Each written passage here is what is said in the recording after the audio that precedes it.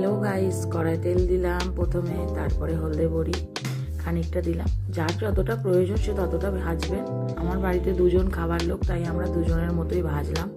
ভালো করে লাল লাল করে ভেজে, অবশ্যই রান্নাটা পুরোটা সর্ষের তেলে করতে হবে, তবেই রান্নাটাই টেস্ট হবে, পোস্ত বলে কথা। তারপরে একটু হলুদ গুঁড়ো দিলাম ওই তেলের মধ্যেই, ওই বড়ির মধ্যেই দিয়ে তেলে হলুদ নেড়ে গন্ধটাকে বার করে দিলাম। হলুদের গন্ধটা কাটিয়ে নিয়ে জল দিয়ে দিলাম। যতটা জল দেবেন খেয়াল রাখতে হবে যাতে বড়িগুলো সিদ্ধ হয়ে যায়। তারপরে নুন পরিমাণ মতন একেবারে দিয়ে দেবেন।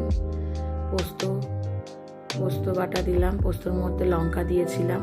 আমরা যেরকম ঝাল খাই সেরকম দিয়েছিলাম, আপনারাও ঠিক সেরকমই দেবেন যে যতটা ঝাল খাবেন।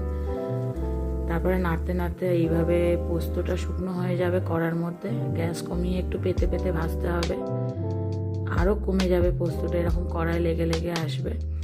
একটা পোস্ত ভাজা বড়ির একটা ঘ্রাণ আসবে সুন্দর।